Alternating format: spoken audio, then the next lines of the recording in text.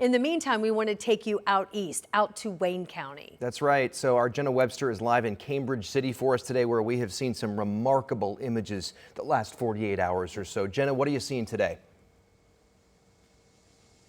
Guys, it's really looking very different from when I was here on Wednesday. When I was here on Wednesday, Rob was talking about how we had 17 inches radar indicated of rain here in Cambridge City. So I was standing outside this park kind of talking about it a lot of the time, how you could not see any of this equipment. Right now, there's just kind of some puddles, a little bit of very muddy, saturated ground. But look at all the debris that washed up from the Whitewater River. You've got sticks, you've even got some pieces of plywood. And just to give you some perspective on how high up this water actually went, take a look at the steps going up to the playground. I'm about 5'2".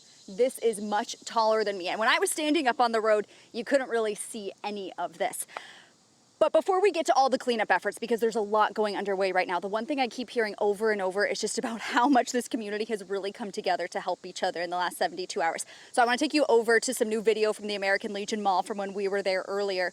They have kind of been for the last 2 days this place for volunteers to gather, for people to gather if they need a hot meal. They've been grilling, serving up food. They had some ribs, they had some hot dogs. They were really doing it all. They plan to do it again tomorrow. And they are not the only place that has been doing stuff like this. The Christian church has been involved. I was out and about in the community and people were just driving by with water bottles, with sandwiches, wanting to make sure that everybody had some food.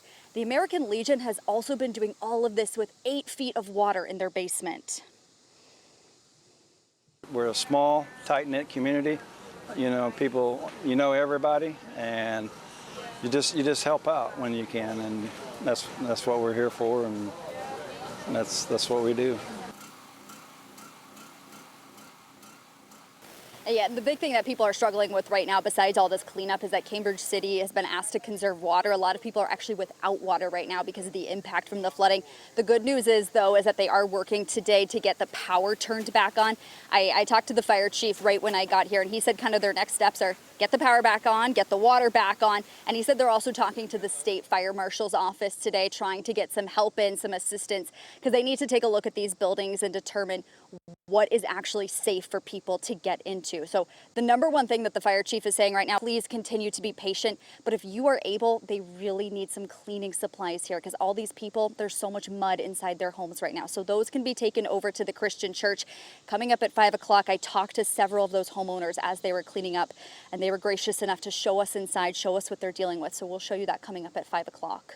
All you got to do is put the word out. Hoosiers will come around. Thanks so much for reporting live for us today, Jenna Webster.